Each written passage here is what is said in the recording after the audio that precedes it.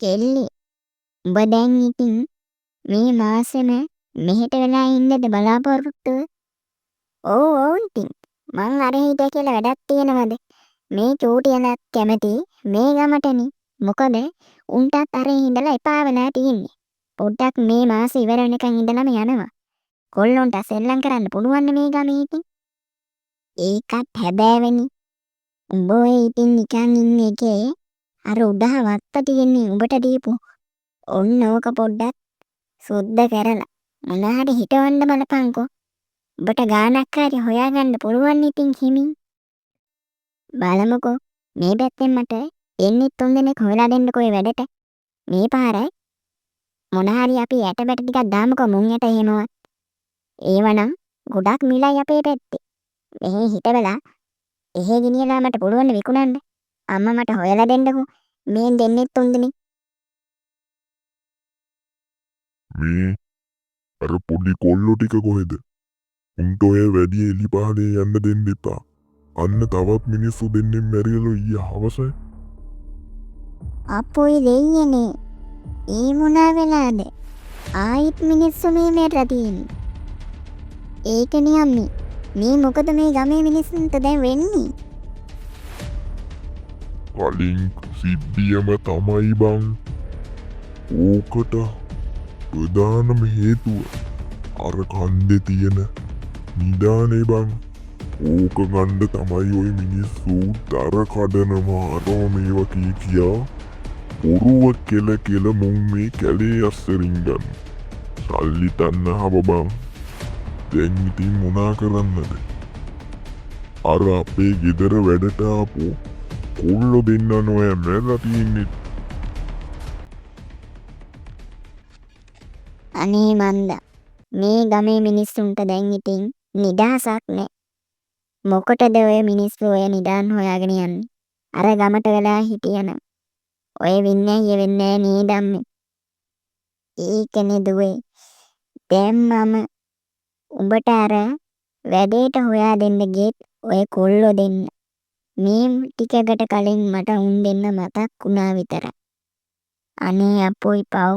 අපේ ගෙදර කොච්චර කල් වැඩ කරාද?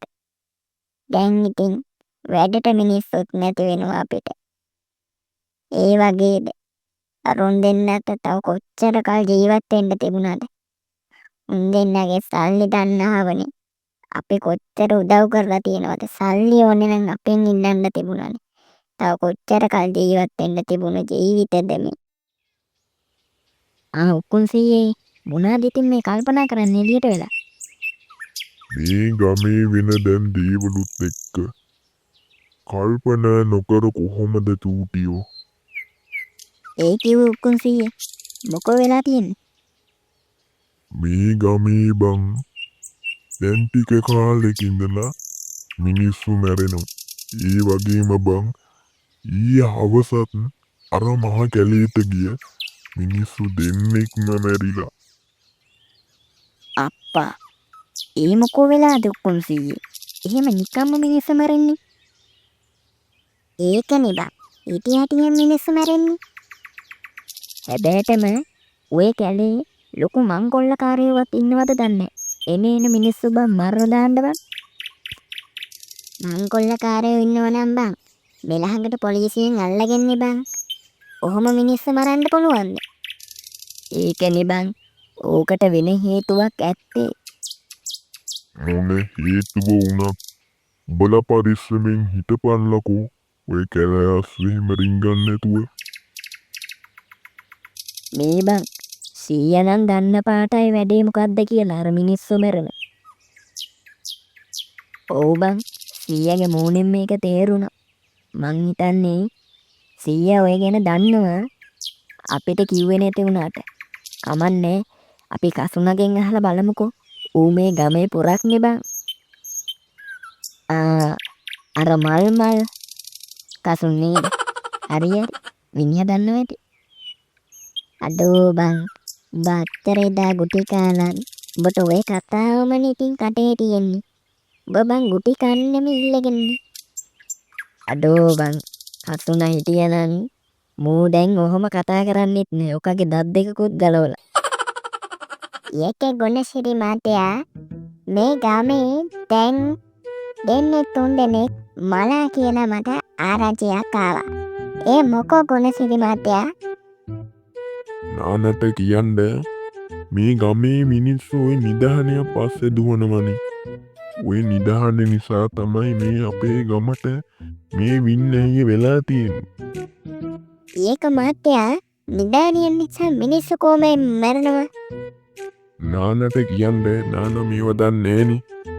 ඔය මහ කැලේ ඉන්නවලු භයානක ආත්මයක්.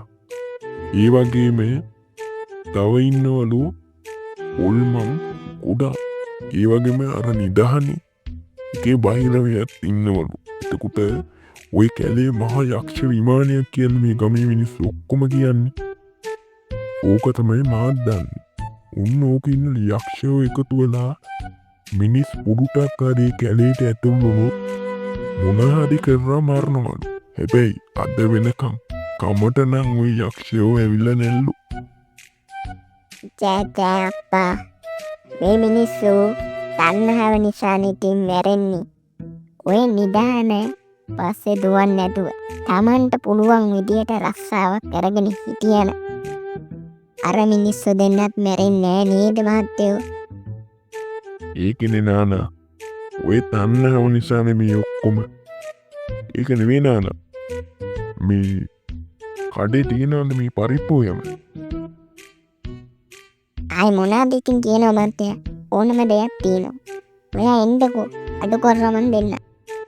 හරි නානා එනවා. ඔයා මට පරිප්පු 250ක් දාලා තියන්නකෝ. ඉතිරි බඩු ටික මං ඇවිල්ලා කියන්නම්.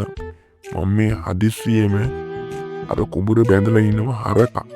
කුකත් අරගෙන දැන් ගෙදරට යන ගමන්ම මං සල්ලි දීලා නානගෙන් ගන්න. එතකම් පරිප්පු 250 විතරක් දාලා දෙන්නකෝ. මං ඇවිල්ලා ඉතිරි බඩු ටික කියන්න නානට. ගුරුනාන්සේ